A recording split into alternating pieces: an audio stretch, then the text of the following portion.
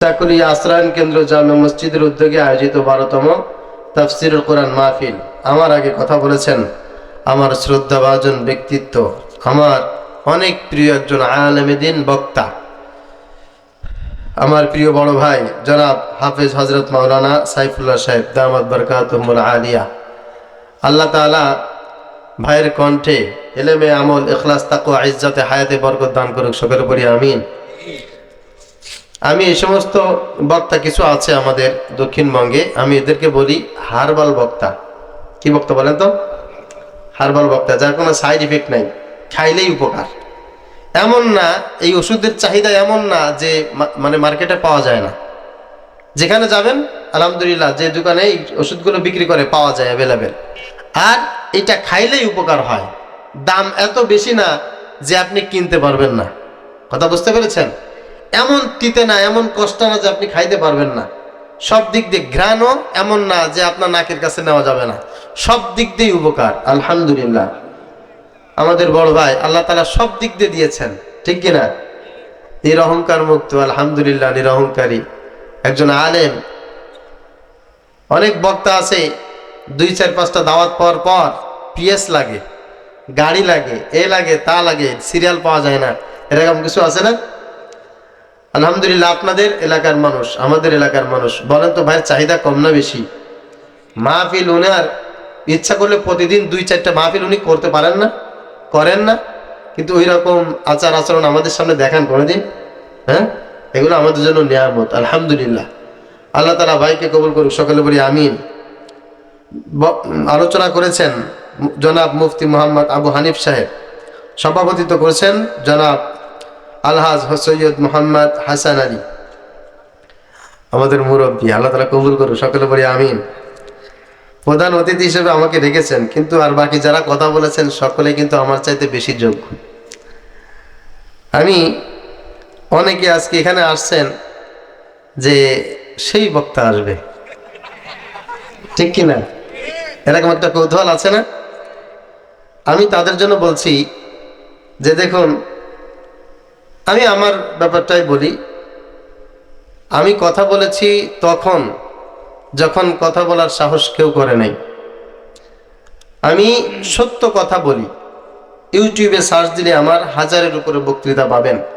2-4 আমি খুব ফেমাস না, ভাইরাল না, এত বড় আলেম না যে আমার চেয়ারে বসানো যাবে না, এত বড় ব্যক্তিও আমি না যে আমারে দাওয়াত করে পাওয়া যাবে না। আমি আলহামদুলিল্লাহ স্বল্প সময়ে সংক্ষিপ্ত কিছু কথা কোরআন থেকে সুন্নাহ থেকে আমি বলি। আমার স্পষ্ট ভাষায় মনে আছে আমি একটা কথা বলেছিলাম, যদি আমার কথার ভিতরে কোরআনের তাফসিরের ভিতরে যদি কোনো ভুল থাকে আমি জীবনে কোনোদিন তাদের সামনে কথা বলবো না। কেউ একজন, আমি তো আর কাউকে চিনি না, বলেছিল যে হ্যাঁ আমি সাক্ষী, হুজুর যে কথা বলেছে সূরাতুল ফাতাহ থেকে এই কথাগুলো সত্য, তাফসির যে কথাগুলো বলেছেন হুজুর সব সত্য।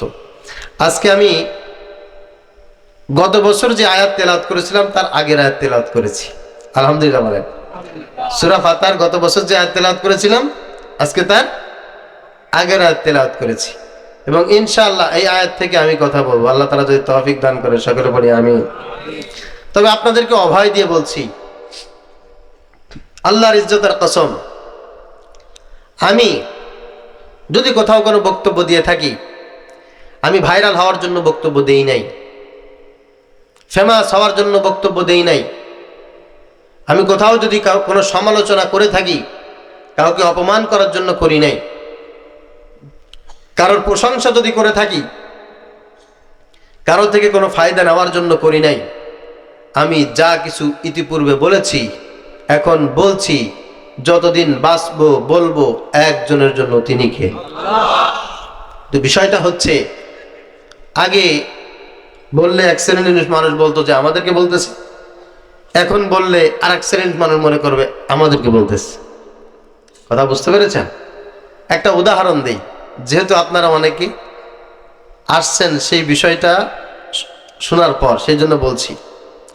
5ই আগস্টের আগে মনে করেন আমি ফেসবুকে স্ট্যাটাস দিয়েছি, যারা দিনের ভোট রাতে দিয়ে ভোট চুরি করে মানুষ মেরে ব্যালট বাক্স ভর্তি করে অন্যায়ভাবে বিনা প্রতিদ্বন্দ্বিতায় ক্ষমতা দখল করেছে, এদের এই জনতার আদালতে একদিন বিচার হবে। ফেসবুকে আমি পোস্ট দিয়েছি, আমি আমাকে দিয়ে উদাহরণ দিলাম। দেওয়ার পরের দিন পুলিশ আমাকে ধরে নিয়ে গেছে। নিয়ে যাওয়ার পর আদালতে উঠলাম। আমাকে জিজ্ঞাসা করতেছে, আপনি এই পোস্ট কেন দিয়েছেন? আমি বলেছি যে এই পোস্ট আমি দিয়েছি, তাতে কোনো সমস্যা? বলে সমস্যা তো। বলে কি সমস্যা? বলে যে আপনি পোস্ট দিয়েছেন একটা সরকারের বিরুদ্ধে, ভোট চুরি করে, দিনের ভোট রাতে দেয়, হ্যাঁ, বিনা প্রতিদ্বন্দ্বিতা এমপি মন্ত্রী হয়ে যায়, গায়ের জোরে মানুষকে মেরে হত্যা করে গুম করে নির্বাচন ছাড়াই 41 সাল পর্যন্ত ক্ষমতায় থাকবে, অমুক সাল পর্যন্ত আমরণ ক্ষমতায় থাকবে, এই সমস্ত আপনি ফেসবুকে লিখছেন, এটা সরকারের বিরুদ্ধে গেল না? আমি বলছি যে মাননীয় জজ সাহেব, মহামান্য বিচারপতি, আমি তো এই জায়গায় এইটা লিখি নাই যে এটা বাংলাদেশের সরকার করেছে, এটা এই দেশের বিচার, এটা এই দেশের আইন, এই দেশে এরকম হয়েছে, আমি তো তা লিখি নাই। আমি লিখেছি যারা ভোট চোর, যারা দিনের ভোট রাতে দিয়েছে, যারা মানুষের উপরে জুলুম করে, তাদের বিরোধিতা করেছে, আমি তো কোনো দেশের নাম উল্লেখ করি নাই। তখন বিচারপতি বলছে, বেটা বেকব, কারা দিনের ভোট রাতে দেয় আমরা মনে হয় জানি না? কারা মানুষ হত্যা করে আমরা মনে হয় জানি না? অন্যায়ভাবে কারা ক্ষমতায় আছে আমরা মনে হয় জানি না? তুমি আমাদের শেখ হাসিনার বিরুদ্ধে লিখেছ, এটা আবার ইশারা ইঙ্গাতে আমাদেরকে বুঝাইতে চাও? কথা বুঝতে পেরেছেন? 5 আগস্ট চলে গেছে, 5 আগস্ট চলে গেছে, যা হওয়ার তাই হয়েছে। পরবর্তীতে আমি ফেসবুকে আবার স্ট্যাটাস দিয়েছি, কি যারা বিভিন্ন জায়গায় চাঁদাবাজি করছে, বিভিন্ন জায়গায় যারা দখলদারি করছে, মানুষের ভিতরে যারা আতঙ্ক ছড়িয়ে দিয়েছে, যারা ফ্যাসিস্টদেরকে মাথায় তুলে রাখতে চায়, এই নিষিদ্ধ জঙ্গি সংগঠনকে যারা নিষিদ্ধ করতে চায় না, বাংলাদেশের মানুষের সাথে যারা ধোঁকাবাজি করতে চায়, কথায় কথায় নিজেদের ক্ষমতার বহিঃপ্রকাশ যারা ঘটাইতে চায়, এদেরকে বাংলার জনগণ আর মেনে নেবে না। এদেরকে এই দেশ থেকে আস্থা করে নিক্ষেপ করার সময় চলে এসেছে। যখন আমি এটা লিখলাম, লেখার পর আবার আমার নামে মামলা হয়েছে। আমি ইসলামী আন্দোলন বাংলাদেশের ফকিরহাট উপজেলার সভাপতি। অন্য কোনো এক দল, নাম ধরে বলতেছি, মনে করেন বিএনপির সভাপতি আমাকে ডাকছে, হুজুর এদিকে আসেন, অনেক ভালোবাসি আপনাকে, আপনি এটা কি বললেন? আমি বলছি কি বললাম ভাই? এই যে ফেসবুকে লিখেছেন যারা চাঁদাবাজি করে, বিভিন্ন ঘাট দখল করে, স্ট্যান্ড দখল করে, বিভিন্ন জায়গায় ক্ষমতার অপব্যবহার করছে, ক্ষমতা এখনো পর্যন্ত নির্বাচন হয় নাই, কিছু দল নিয়াত করতেছে, ভাইবে ফেলছে যে আমরা ক্ষমতায় চলে আসছি, এরকম আচার আচরণ যাদের, জনগণ তাদেরকে আস্থা করে নিক্ষেপ করবে, আপনি এই কথা বলেছেন? বলে ভাই আমি তো বলেছি। হ্যাঁ, আপনি আমার দলের ব্যাপারে এরকম একটা কথা বলতে পারলেন? আচ্ছা ভাই, আমি তো এখানে বলি নাই যে এই কাজটা কারা করতেছে, আমি তো কোনো দলের নাম উল্লেখ করি নাই। বলে আমাকে আবারও বোকা পেয়েছেন? এই কাজ কারা করে আমরা জানি না?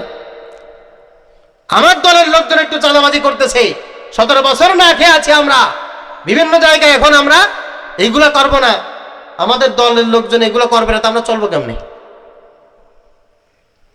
সত্য কথা বললে কার ঘাড়ে পড়লো, কার মাথায় পড়লো, এই চিন্তা ফিকির করে তো সত্য কথা বলা যায় না। বলা যায় ভাই? আমি যদি সত্যি কথা বলতে না পারি, তাহলে আপনারা আমাকে কোরআনুল কারীম থেকে কেন কথা বলতে বলেন? আল্লাহ পাক রব্বুল আলামিন কোরআনুল কারীমে কোনো মিথ্যা কথা বলেছেন? ওমান আসদাকু মিনাল্লাহি কিলা ওমান আসদাকু মিনাল্লাহি হাদিসা আল্লাহু নাযালা আহসানাল হাদিসি কিতাবাম মুতাশাবিহাম মাসানি। কার কথা? আল্লাহর চাইতে সত্য কথা কেউ বলেছে কোনোদিন? আল্লাহর চাইতে উত্তম কথা কেউ বলেছে কোনোদিন? না। আমরাও খোদার কসম আল্লাহর কথাগুলো মানুষের সামনে বলি। যখন আল্লাহর কথা মানুষের সামনে বলি, তখন কিছু সংখ্যক মানুষ একেবারে মুড়াইতে থাকে, চোপাইতে থাকে। আমি আমার আলোচনার ভিতরে যাব, একটি আশ্বস্ত বিশ্বস্ত যে বিষয়টি আমি আপনাদেরকে জানিয়ে তারপরে শুরু করতে চাই, তা হচ্ছে এই, আমার আগে যিনি কথা বলেছেন জামাত ইসলামের জেলার আমির, উনি জেলার আমির, আমি থানার আমির, ইসলামী আন্দোলন বাংলাদেশ। প্রত্যেকের এক একটা আদর্শ থাকতে পারে, আছে, ঠিক কিনা? আমি আমার ভাষায় বলছি, এই বাংলাদেশে স্বাধীনতার পর থেকে শুরু করে এই 54 বছরে অনেকেই বলেছে আমরা এই বাংলাদেশে শান্তি প্রতিষ্ঠা করব, শান্তি প্রতিষ্ঠার জন্য আমরা কাজ করব, আমাদেরকে ভোট দেন, এই করেন তা করেন, আমরা শান্তি প্রতিষ্ঠা করব। আজ পর্যন্ত পেরেছে কেউ? উন্মুক্ত কণ্ঠে বলবেন, লজ্জা করে বলেন কেন, কেউ পেরেছে? আমি আপনাদেরকে আবারও বলছি, আজকে 2025 সালে আপনাদেরকে বলছি, এদেশে যদি বিএনপি বলে আমরা রাষ্ট্র ক্ষমতায় গেলে শান্তি আসবে, মিথ্যা কথা। জামাত ইসলামী যদি বলে জামাত ইসলাম ক্ষমতায় আসলে শান্তি প্রতিষ্ঠা হবে, মিথ্যা কথা। ইসলামের আন্দোলন বাংলাদেশ যদি বলে আমরা ক্ষমতায় গেলে শান্তি প্রতিষ্ঠা হবে, মিথ্যা কথা। সত্য কথা একটা, কোরআন যদি ক্ষমতায় যায়, ইসলাম যদি ক্ষমতায় যায়, কেবল বাংলাদেশে শান্তি হবে, এছাড়া শান্তি কোনোদিন কোনো অবস্থায় হতে পারে না। যদি বিএনপি বলে আমরা কোরআনের কাছে চলে আসলাম, তাদের দ্বারা শান্তি প্রতিষ্ঠা হওয়া সম্ভব। অন্য কোন দল যদি বলে আমরা শরিয়া আইনকে মেনে নিলাম, আল্লাহ তাআলা যেটা দিয়েছেন ওটাকে অ্যাকসেপ্ট করেছি, তবেই শান্তি প্রতিষ্ঠা করা সম্ভব। এছাড়া কোনো পীর, কোনো আমির, কোনো আলেম, কোনো বুজুর্গ দিয়ে জীবনে কোনোদিন শান্তি প্রতিষ্ঠা হবে না, কোরআন এবং সুন্নাহ যদি তার ভিতরে পাওয়া না যায়। আমি কোরআন এবং সুন্নাহর দালালি করতে এসেছি, আল্লাহর কোরআনের দালালি করতে এসেছি আপনাদের কাছে। আমি কোনো পীরের, কোনো দলের, কোনো খানকার দালালি করতে আসি নাই। জীবনে কোনোদিন মানুষের কাছে এই দালালি নিয়ে যাব না। আমি কোরআনের কথা বলবো। কোরআনের কথা যদি কারোর ভালো লাগে, মনে করবেন আপনার তাকদীর ভালো হয়ে যাবে। আর কোরআনের কথা যদি ভালো না লাগে, আপনি মনে করবেন তারা যেখানে গেছে আপনিও সেখানে। আল্লাহ পাক রব্বুল আলামিন আমাদেরকে বুঝার তৌফিক দান করুক, সকলে বলি আল্লাহুম্মা আমিন। প্রিয় ভাইরা, এখানে যারা আছেন, আমি আপনাদের সবাইকে ভালোবাসি। আজকে অনেকে ভয়তে আসেন নাই, ভয়তে আসেন নাই, আপনাদেরকে খুঁজে পাওয়া যাচ্ছে না। আমি আপনাদেরকেও ভালোবাসি। যারা এখানে থাকার কথা, সভাপতি থাকার কথা, মাহফিলের স্টেজে আপনাদের নেতৃত্ব দেওয়ার কথা, আপনারা তো পালাইছেন, আপনারা পালাইছেন। আপনাদের জন্য আমাদের মন কাঁদে, আল্লাহর কসম, আপনাদের জন্য আমাদের মন কাঁদে। কেন কাঁদে? আপনি যে কেন হিদায়াতের পথে থাকতে পারলেন না, আপনার কপালটা যে কেন খারাপ হয়ে গেল, আরে আপনি যে কেন বদনসিব হয়ে গেল আপনার, এই জন্য আমার খারাপ লাগে। আমি আপনার জন্য দোয়া করি। বাড়ি থেকে আসার সময় দোয়া করতে করতে আসি, আল্লাহ যে মঞ্চে তুমি নিয়ে যাবে, ওখানে যে 2-4টা কথা তুমি যা বলবে, আল্লাহ এই কথাগুলো মানুষের দিলের ভিতরে বসায় দিও। যখন চলে যায় দোয়া করতে করতে যায়, আল্লাহ যে কথাগুলো বলেছি, আল্লাহ আমার ভাইয়েরা তো অনেক কিছু বোঝে, এই কথাগুলো সবার দিলের ভিতরে বোঝার তৌফিক দান করে দিও। এরপরও যখন আপনারা বোঝেন না, উল্টা বোঝেন, আফসোস লাগে, আফসোস লাগে। গালি দিতে মনে চায় না, আপনাদের সাথে শত্রুতা আমি করতে মনে চায় না, তারপরেও কিছু শত্রু থাকে কি থাকে না? কথা বলেন। এলাকায় বহু শত্রু আছে আমার, আবার বন্ধুরও কোনো অভাব নাই। এখন আপনারা মনে করবেন হুজুর, হুজুর মানুষের আবার শত্রু থাকে নাকি? হ্যাঁ ভাই, থাকে। নবীজি সাল্লাল্লাহু আলাইহি ওয়াসাল্লামের শত্রু ছিল, আবু বকরের শত্রু ছিল, ওমরের শত্রু ছিল, উসমান, আলী রিদওয়ানুল্লাহি তাআলা আলাইহিম আজমাইন, তাদেরও কিন্তু শত্রু ছিল। আবার তাদের বন্ধু এমন ছিল, তারা বেঁচে থাকতে তার আমার রাসূলের গায়ে, তার আহাল পরিবারের গায়ে, তার সাহাবীদের গায়ে একটা সূচের আঘাত পড়বে এটাও তারা সহ্য করত না। এমন ভালোবাসার মানুষও ছিল। আবার তাদেরকে এক কবে দ্বিখণ্ডিত করবে এমন শত্রুও কিন্তু জমিনে ছিল, ঠিক কিনা বলেন? আবার আমার রাসূলের উত্তরসূরি সাহাবা, তারা মানুষের সঙ্গে লড়াই করেছে, জিহাদ করেছে, মানুষ হত্যা করেছে, অমানুষ যারা তাদেরকে লড়াই করে কতল করেছে, ঠিক কিনা? আবার কখনো কখনো না খেয়ে না পরে আরেকজন মানুষকে অন্ন দান করেছে, বস্ত্র দান করেছে। এমন নয়, শুধু শুধু এতটা কষ্ট তারা করেছে, যার একাধিক স্ত্রী ছিল নিজের একটা সুন্দরী স্ত্রীকে তালাক দিয়া আর একজন ভাইয়ের সঙ্গে বিবাহের ব্যবস্থা করে দিয়েছে।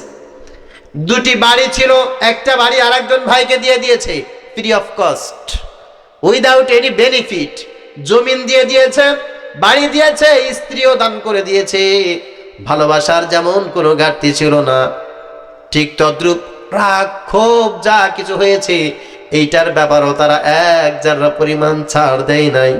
নবীজি সাল্লাল্লাহু আলাইহি ওয়াসাল্লাম বলেছেন, মান আহাব্বা লিল্লাহ, যে ব্যক্তি কাউকে মুহাব্বত করবে, ভালোবাসবে, একমাত্র কার জন্য? ওয়া আবগাদা লিল্লাহ, কারোর সাথে শত্রুতা পোষণ করবে, কার জন্য? সবাই বলেন কার জন্য? তাহলে বোঝা গেল ইমানদারের যেমন বন্ধুও থাকে, ইমানদারের তেমন শত্রুও। ওয়া আ'তা লিল্লাহ, কাউকে কোনো কিছু দিবে তাও কার জন্য? ওয়া মানা'a লিল্লাহ, কেউ তার কাছে হাতে ধরে চাইবে, পা ধরে চাইবে, মাথায় হাত দিয়ে চাইবে, তারপরেও তাকে দেবে না, এই যে দেওয়া থেকে বিরত থাকবে, এটাও কার জন্য? ফাকাদ ইস্তাকমালাল ঈমান, এই ব্যক্তির হচ্ছে কমপ্লিট ঈমানওয়ালা, এই ব্যক্তির ঈমানটাকে পরিপূর্ণ করে দেবেন একজন, তার নাম কি? এই জন্য এই গুণ আমাদের ভিতরে থাকার দরকার আছে না নাই? কথা বলেন। প্রসঙ্গক্রমে বলছি, অতি বেশি ভালোবাসা এটা ঈমান নষ্টের লক্ষণ, ঈমান নষ্টের লক্ষণ। অতি বেশি ভালোবাসা, সেই ভালোবাসা কেমন? আমি এই কথা যদি আপনাদেরকে না বলি, আমি আল্লাহর কাছে দায়ী থেকে যাব, আপনারা আমার নামে বিচার দিবেন। বাংলাদেশ আওয়ামী লীগ এমন একটা সংগঠন, অমানসিক কার্যকলাপ যত প্রকার হতে পারে তার চাইতে হাজার গুণ বেশি কর্মকাণ্ড এই বাংলার জমিনে তারা ঘটিয়ে এই জমিনকে নষ্ট করেছে। তারা অন্তত পক্ষে এই বাংলার জমিনে তওবা করে ফিরে আসার আগ পর্যন্ত রাজনীতি করার অধিকার এই বাংলার জমিনে বাংলাদেশ আওয়ামী লীগের নাই। এখনো পর্যন্ত খুনি হাসিনা থেকে শুরু করে একেবারে মুফাসসাল পর্যন্ত কেউ কি কানে ধরে তওবা করে মাপ চেয়েছে? কেউ কি বলেছে যে আমাদের ভুল হয়েছে?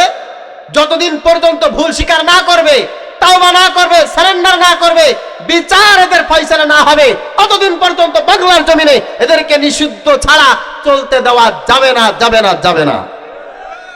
কিছু সংখ্যক মানুষ দেখবেন এরা বলে না, আমরা এদেরকে নিষিদ্ধ চাই না, এদেরকে ভালো হওয়ার সুযোগ দিতে হবে, ভালোবাসা দিয়ে, আবেগ দিয়ে একসাথে কাঁধ মিলিয়ে দেশ সাজাইতে হবে।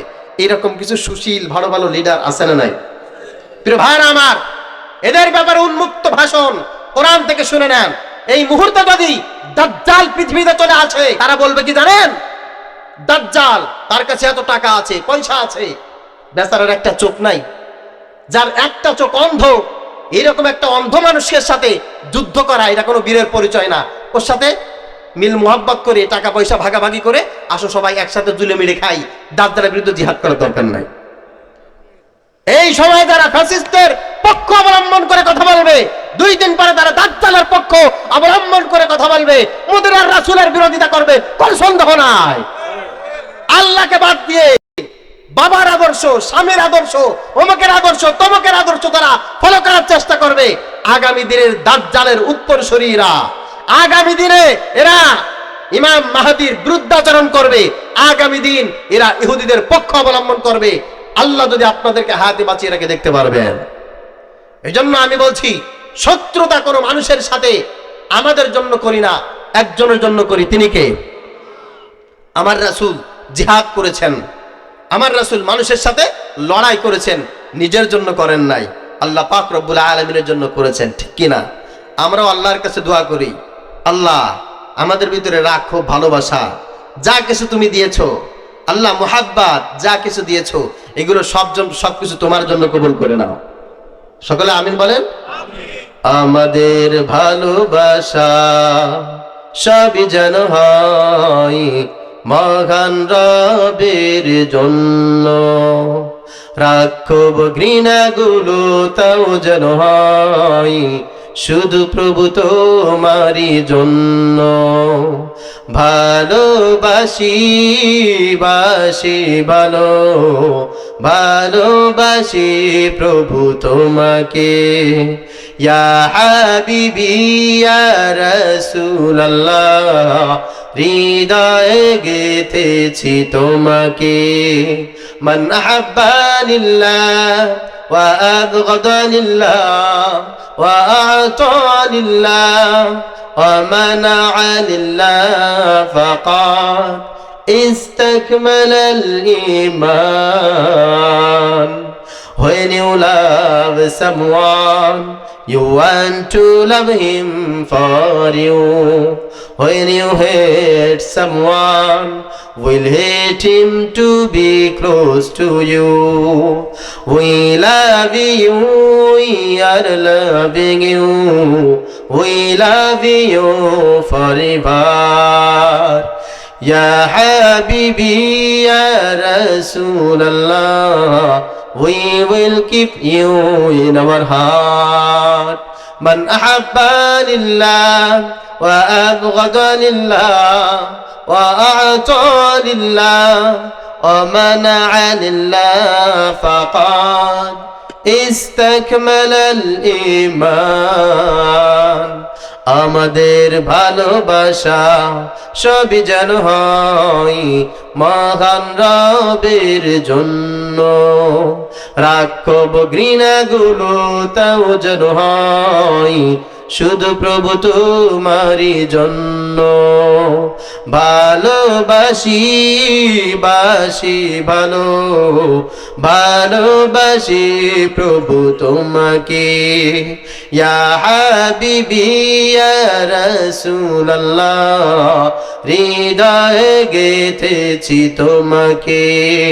মান আহাব্বানিল্লাহ ওয়া আবগাদানিল্লাহ ওয়া আ'তানিল্লাহ ওয়া মানা'ানিল্লাহ ফাকাদ ইস্তাকমালাল ঈমান।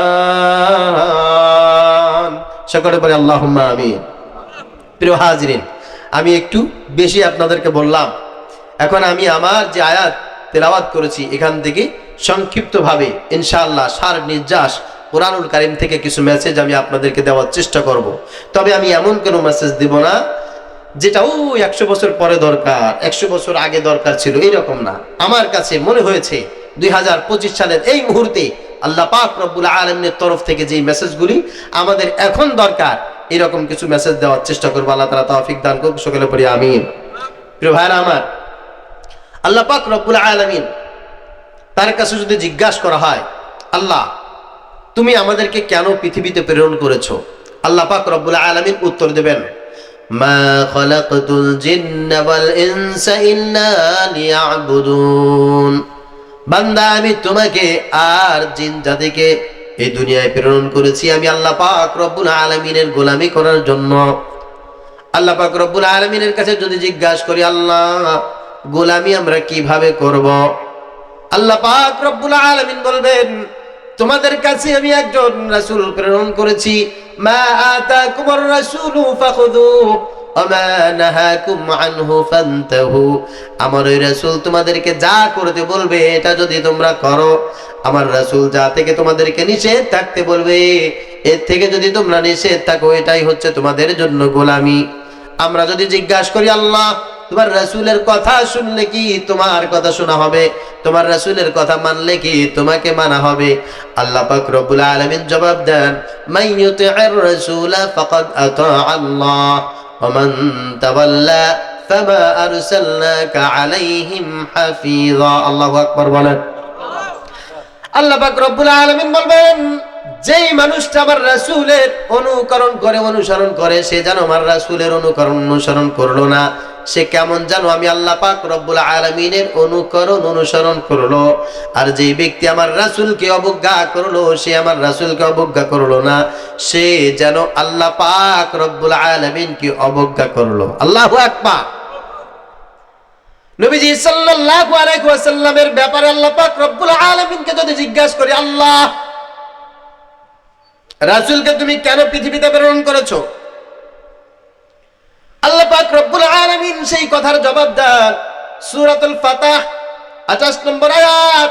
আল্লাহ পাক রব্বুল আলামিন চমৎকার করে বলছেন, হুয়াল্লাযী আরসালা রাসূলাহু বিল হুদা ودين الحق ليظهره على الدين كله وكفى بالله شهيدا আল্লাহ পাক রব্বুল আলামিন জবাব দেন, এই পৃথিবীতে আমি আমার রাসূলকে প্রেরণ করেছি এই কারণে এই পৃথিবীর মানুষের অনেক মত, অনেক পথ, নানান প্রকার দীক্ষা, নানান প্রকার শিক্ষা, মানুষের আদর্শের কোনো শেষ নাই, মানুষের তন্ত্র মন্ত্রের কোনো শেষ নাই, মানুষের চিন্তা ফিকিরের কোনো আদি অনন্ত নাই। আমি আল্লাহ পাক রব্বুল আলামিন আমার রাসূলকে প্রেরণ করেছি এই জন্য দুনিয়ার মানুষের যত চিন্তা ফিকির, মত মতাদর্শ, আদর্শ এই দুনিয়ায় যা কিছু আছে সব কিছুকে ধুলা মলিন করে দিয়ে মাটির নিচে দাফন করে দিয়ে আমি আল্লাহ পাক রব্বুল আলামিন যে দিনটা পৃথিবীর বুকে আমার রাসূলের কাছে প্রেরণ করেছি এই দিনটা জমিনে প্রতিষ্ঠিত করবেই, এটাই হচ্ছে আমার রাসূলের কাজ। সুবহানাল্লাহ। এজন্য রাসূলের কাজ কি? আল্লাহর দিন প্রতিষ্ঠা করা, ঠিক কিনা বলেন? কি কাজ বলেন? আল্লাহর দিন প্রতিষ্ঠা করা হচ্ছে রাসূলের কাজ। যেই দিন আল্লাহ পাক রব্বুল আলামিন তার থেকে এই কাজটা কমপ্লিট করে নিয়েছেন সেই দিন আমাদের রাসূলের দায়িত্ব শেষ হয়ে গেছে। বিদায় হজের দিন নবীজি সাল্লাল্লাহু আলাইহি ওয়াসাল্লাম আল্লাহ পাক রব্বুল আলামিনের কাছে এমনি ভাবে শাহাদাত আঙ্গুল আকাশের দিকে উঁচু করে বলেছে, আল্লাহুম্মা শাহাদ, আল্লাহুম্মা শাহাদ, আল্লাহুম্মা শাহাদ। আল্লাহ তুমি সাক্ষী থাকো, আল্লাহ তুমি সাক্ষী থাকো। লক্ষ লক্ষ সাহাবী, তার ভিতরে যে নবীজি সাল্লাল্লাহু আলাইহি ওয়াসাল্লাম আল্লাহ পাক রব্বুল আলামিনের কাছে বলছে, আল্লাহ আমি আমার দায়িত্ব পালন করেছি, আমি সব জায়গায় ইসলাম পৌঁছে দিয়েছি, ইসলাম আজকে রাষ্ট্রীয়ভাবে কায়েম হয়ে গেছে। মক্কা মদিনার এমন একটা ঘর পাওয়া যাবে না যেই ঘরের মানুষগুলো আজকে ইসলাম অনুসরণ করে না। আল্লাহ পাক রব্বুল আলামিন আয়াত নাযিল করে দিলেন, আল ইয়াউমা আকমালতু লাকুম দীনাকুম ওয়া আতমামতু আলাইকুম নি'মাতি ওয়া রাদিতু লাকুমুল ইসলাম দীনা। সুবহানাল্লাহ। হে নবী, আজকের এই দিনটাই আমি আপনার উপরে যে নিয়ামত দিয়েছিলাম নিয়ামতটা পরিপূর্ণ করে দিলাম আর ইসলামকে স্থায়ীভাবে বিজয় করে দিলাম। এই আয়াত নাযিল হওয়ার পর নবীজি সাল্লাল্লাহু আলাইহি ওয়াসাল্লাম আল্লাহ পাক রব্বুল আলামিনের শুকরগুজার হলেন। আল্লাহর কাছে বললেন, আল্লাহ দিন প্রতিষ্ঠা করার জন্য প্রেরণ করেছিলে, দিন আজকে সমাজে প্রতিষ্ঠা হয়ে গেছে। আল্লাহ আমি আমার দায়িত্ব পালন করেছি। নবীজি বড় খুশি। সাহাবীদের সামনে নবীজি আয়াত তেলাওয়াত করে শুনিয়েছেন। সাহাবাজ মাইন বড় খুশি, সবাই খুশির আনন্দে বাবা করতেছে, কেউ আযান দিতেছে, কেউ রুকু করতেছে, কেউ সিজদা করতেছে, কেউ আমার রাসূলের প্রশংসা করে তাসবিহ করছে, কেউ আমার রাসূলের নাত পরিবেশন করেছে। হযরত আবু বকর রাদিয়াল্লাহু তাআলা আনহু এক করে গিয়ে সিজদায় পড়ে শুধু কান্দে আর কান্দে। জিজ্ঞাসা করে, হলো আবু বকর কেন কান্নাকাটি করো? বলে, আল্লাহ পাক রব্বুল আলামিন অনেক আগেই জানিয়ে দিয়েছিলেন নবীজি সাল্লাল্লাহু আলাইহি ওয়াসাল্লামকে আল্লাহ পাক রব্বুল আলামিন প্রেরণ করেছেন এই জন্য তিনি সমাজে ইসলাম প্রতিষ্ঠা করবেন। সবাই নামাজ যেমন আদায় করে নামাজ প্রতিষ্ঠাও করবে, যাকাত যেমন আদায় করে যাকাত প্রতিষ্ঠাও করবে, হজ যেমন করে হজ প্রতিষ্ঠাও করবে। সমাজের সব মানুষের কাছে ইসলাম সবচাইতে বেশি আদর্শের এবং প্রিয় মনের ধর্ম হয়ে যাবে। এটা যেই দিন হয়ে যাবে আল্লাহ পাক রব্বুল আলামিন সেই দিন আমার রাসূলের দায়িত্ব শেষ করে দিবেন। তার মানে হলো আমার রাসূল আর দুনিয়ায় থাকবেন। সবাই আবু বকর রাদিয়াল্লাহু তাআলা আনহুর কথা বুঝলেন, শুনলেন, অনুধাবন করলেন। সবাই গিয়ে রাসূলকে ঘিরে বসে আছেন। ইয়া রাসূলুল্লাহ, ইয়া হাবিবাল্লাহ, আল্লাহ পাক রব্বুল আলামিন হয়তোবা আপনাকে নিয়ে যাবেন, কারণ আজকে ইসলাম তো প্রতিষ্ঠা হয়ে গেছে। নবীজি সাল্লাল্লাহু আলাইহি ওয়াসাল্লাম বলেন, শোনো, আমি একজন নবী, আমি একজন রাসূল, ঠিক তেমন আমি একজন মানুষ। আল্লাহ পাক রব্বুল আলামিন আমার চলে যাওয়ার ব্যাপারে বলেছেন, আফা ইম্মাতা আও কুতিলান ক্বালাবতুম আলা আআকাবিকুম ওয়া মান ইয়ানকালিব আলা আকিবাইহি ফালান ইয়াদুররাল্লাহা শাইআ ওয়া সায়াজজিল্লাহুশ শাকিরিন। যদি এই পৃথিবীতে আমাকে হত্যা করা হয় অথবা আল্লাহ পাক রব্বুল আলামিন যদি দুনিয়া থেকে আমাকে নিয়ে যায়, তোমরা জাহিলি যুগে ফিরে যেও না, তোমরা আল্লাহর পথ থেকে দূরে সরে যেও না। যদি এমনটা তোমাদের আচরণ হয় তোমরা কিন্তু ক্ষতিগ্রস্ত হয়ে যাবে। আল্লাহ পাক রব্বুল আলামিন অন্যত্র জানিয়ে দিয়েছেন, ইন্নাকা মাইয়িতুন ওয়া ইন্নাহুম মাইয়িতুন। নবী আপনাকেও মরতে হবে, আপনার ইতিপূর্বে যত নবী আর রাসূল পৃথিবীতে আসছিল সবার কিন্তু মরতে হবে। তবে হ্যাঁ, সবাইকে একটা দায়িত্ব দিয়ে আমি আল্লাহ পাক রব্বুল আলামিন প্রেরণ করেছিলাম। আপনার এই দায়িত্ব কিয়ামত পর্যন্ত কেউ না কেউ এই দায়িত্ব অনুসরণ করবে, তাদের উপরে এই দায়িত্ব থাকবে, আমি আল্লাহ তাদের উপরে এটা বর্তাইলাম। সুবহানাল্লাহ। তবে পার্থক্যটা হচ্ছে, যখন আদম আলাইহিস সালাম ইন্তেকাল করেছেন, আল্লাহ পাক রব্বুল আলামিন তার সন্তানের ভিতরে একজনকে নবী বানিয়ে দিয়েছেন। তার কাজগুলো কমপ্লিট করার জন্য শীষ ছিলেন তিনি। যখন শীষ মারা গেছে, তার উত্তরসূরি একজন নবী আল্লাহ পাক রব্বুল আলামিন প্রেরণ করে তার অসমাপ্ত কাজগুলো সমাপ্ত করেছেন। এভাবে দুনিয়ায় কোনোদিন নবী শূন্য ছিল না। হযরত ঈসা আলাইহিস সালাম থেকে শুরু করে আদম আলাইহিস সালাম পর্যন্ত যত হাজার, প্রায় 10,000 বছর সময়, এই 10,000 বছরের ভিতরে একটা দিন আল্লাহ পাক রব্বুল আলামিন পৃথিবীতে এমন রাখেন নাই যেই সময় পৃথিবীতে কোনো নবী ছিল না। আল্লাহু আকবার। একজন নবী চলে গেছেন, তার আগে আরেকজন নবী আসছেন। এমনকি এমন সময় ছিল এই পৃথিবীতে একসাথে 50 জন নবী ছিল। সুবহানাল্লাহ। এই বাগেরহাটের জন্য একজন, খুলনার জন্য একজন, ওইদিকে যশোরের জন্য একজন, ফরিদপুরের জন্য একজন, ঢাকার জন্য একজন, অনেকগুলো নবী একসঙ্গে আল্লাহ পাক রব্বুল আলামিন প্রেরণ করেছেন। হযরত ইউসুফ আলাইহিস সালামের 10টি ভাই ছিল। আল্লাহ পাক রব্বুল আলামিন এমন একটা সময় 10 জনকে একসাথে নবুয়ত দিয়েছেন। সুবহানাল্লাহ।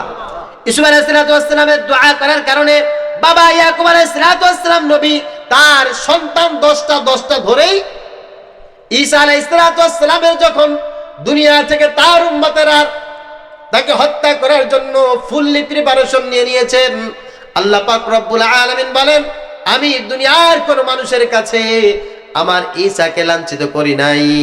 ওমা কাতালুহু ওমা সালাবুহু ওয়ালাকিন শুববিহা লাহুম। তারা তাকে হত্যা করতে চেয়েছে, তারা তাকে শুলে চড়াইতে চেয়েছে, ওয়ালাকিন শুববিহা লাহুম, কিন্তু আমি আল্লাহ পাক রব্বুল আলামিন আমার ঈসাকে ওখান থেকে আমি আসমানে সংরক্ষণ করেছি। সুবহানাল্লাহ। দুনিয়ার কেউ তাকে লাঞ্ছিত করতে পারে নাই, হত্যাও করতে পারে নাই। আমি আল্লাহ তাআলা এই জমিনের মানুষের উপরে রাগ করেছি। দেখ, নবী না থাকলে মানুষের চরিত্র কেমন হয় দেখে রাখ, দেখে রাখ। আদম আলাইহিস সালামকে পৃথিবীতে প্রেরণ করার পর ঈসা আলাইহিস সালাম পর্যন্ত কোনদিন একদিনের 1 ঘন্টার জন্য এই জমিনের নবী ছাড়া আমি এই জমিন রাখি নাই। কিন্তু যেহেতু আমার ঈসাকে তোরা এইভাবে লাঞ্ছিত করেছিস, তাকে হত্যা করতে চাস, তাকে শুলে চড়াইতে চাস, আমি তোদের সামনে আমার ঈসাকে এইভাবে লাঞ্ছিত করব না। আমি আমার ঈসাকে আমার কাছে নিয়ে আসবো। আল্লাহ পাক রব্বুল আলামিন ঈসা আলাইহিস সালামকে তার কাছে নিয়ে গেছেন আসমানে। সুবহানাল্লাহ। উনি এখনো আছে না নাই? কথা বলেন। আছে। আল্লাহ পাক রব্বুল আলামিন রাগ করলেন। রাগ করার পর এই পৃথিবীতে নবী এবং রাসূল প্রেরণ করা আল্লাহ পাক রব্বুল আলামিন বন্ধ করলেন। 1 বছর নয়, 2 বছর নয়, 500 বছর চলে গেছে। আল্লাহ পাক রব্বুল আলামিন এই জমিনে কোনো নবী এবং রাসূল প্রেরণ করেন নাই। এই 500 বছরের ভিতরে মানুষের চরিত্র আল্লাহ পাক রব্বুল আলামিন এমন করে দিয়েছেন, আহারে সেই সমাজটার নাম হচ্ছে জাহিলি সমাজ।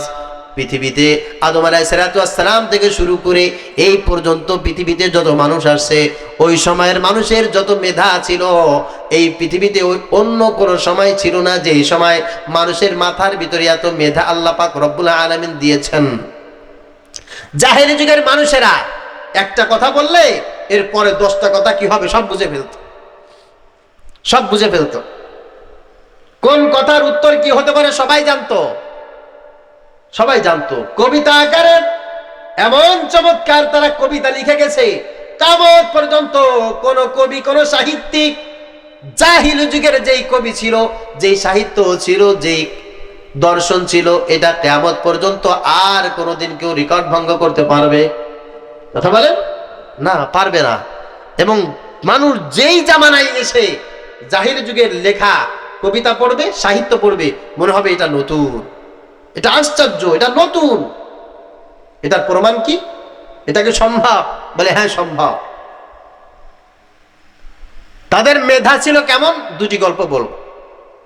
একটা গল্প হচ্ছে, এক লোক একটা তোতা পাখি পুষেছে, জঙ্গল থেকে তোতা পাখির বাচ্চা নিয়ে আসছে, এনে খাঁচার ভিতরে আটকে রাখছে।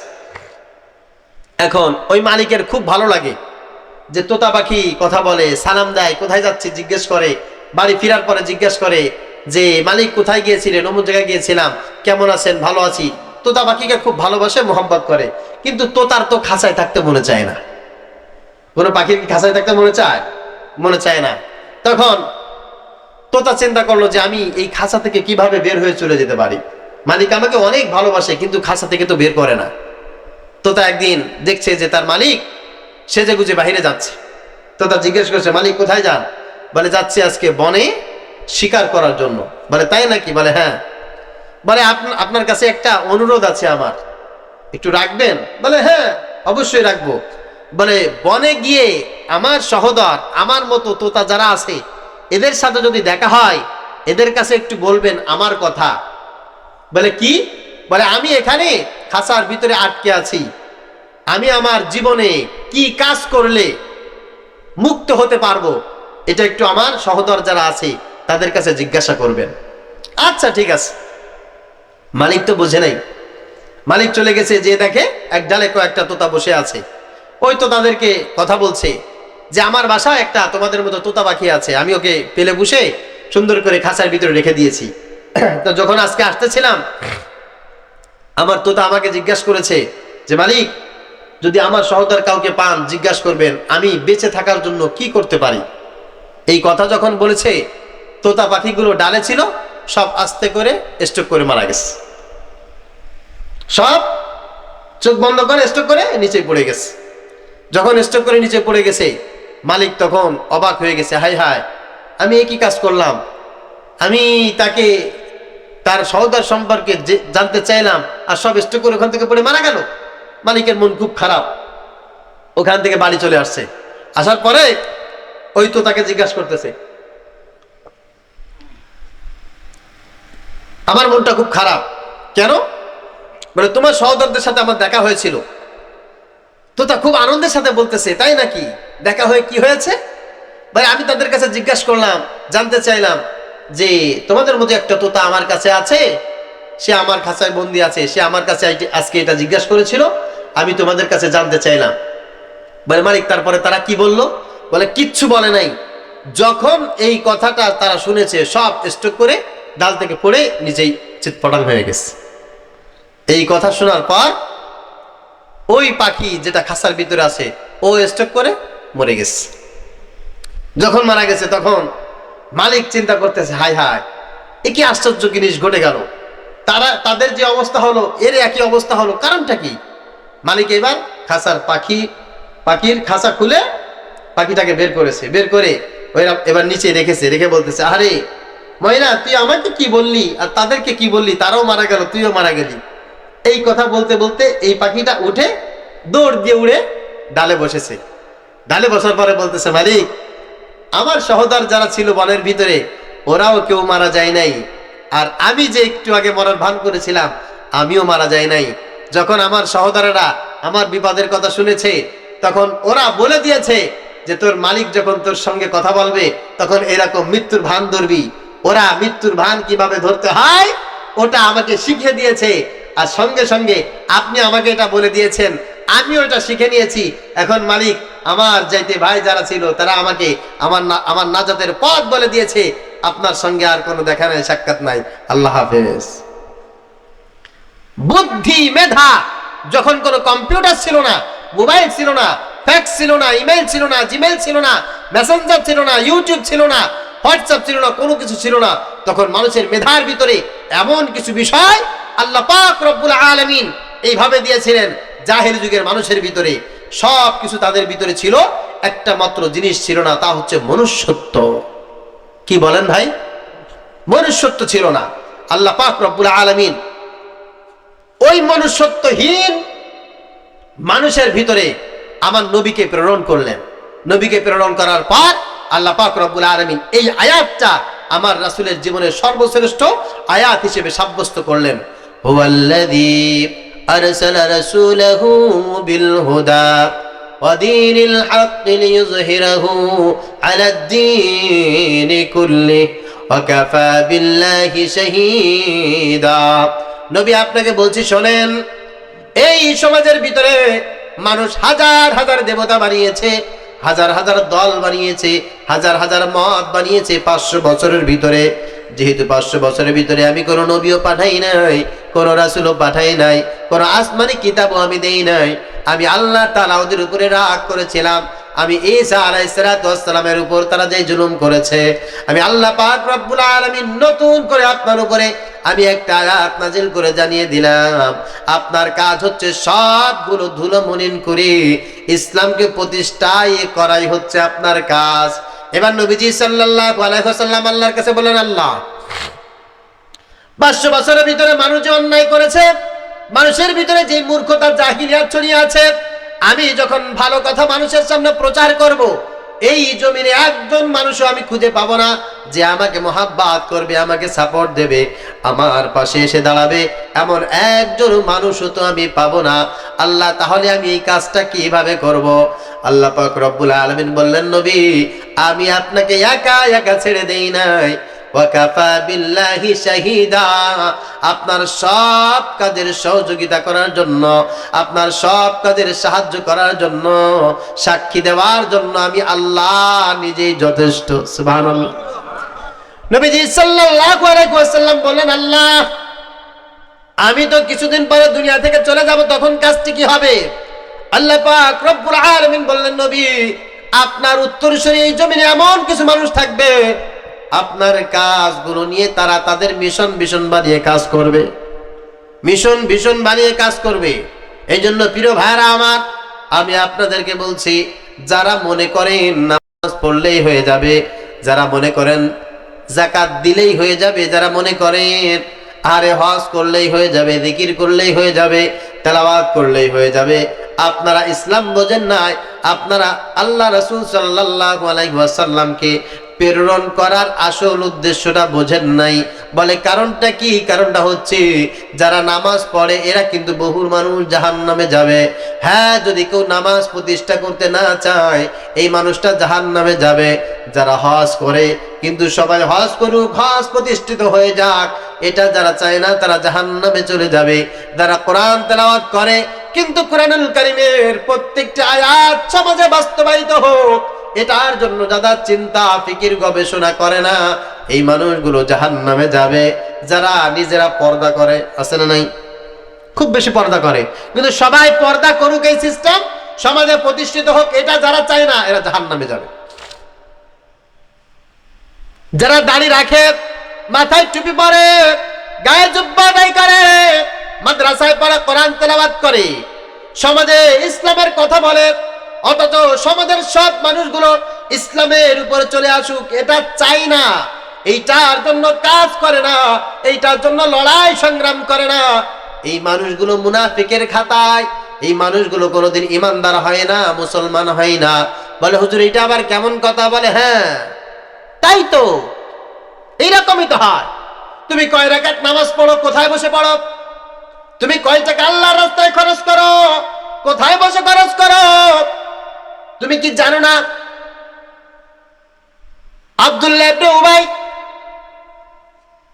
মুগিরা, উতবা, সাইবা এই সমস্ত ছিল বিশ্বের বড় বড় একজন মুনাফিক।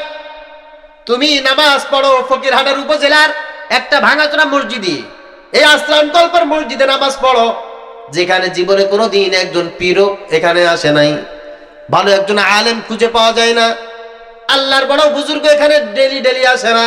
এই জায়গায় নামাজ আদায় করো, তোমার গায়ে বলে গন্ধ, তোমার হালাল ইনকাম নাই, তোমার এখানে কে কামাত দেয়, মসজিদটা কে করেছে, কে ইমামতি করে তার কোনো খোঁজ খবর নাই। কিন্তু আমার রাসূল মুহাম্মদুর রাসূলুল্লাহ সাল্লাল্লাহু আলাইহি ওয়াসাল্লাম, যার উপরে আল্লাহ পাক রব্বুল আলামিন কুরআনুল কারীম নাজিল করেছেন, তিনি যেটা জবান দিয়ে বলেছেন এটা শরীয়ত হয়ে গেছে। তিনি কদম উন্মুক্ত করেছেন, আল্লাহর কাছে কবুল হয়ে গেছে। তিনি কদম পিছিয়েছেন তো উম্মতের জন্য সেটা শরিয়াত হয়ে গেছে।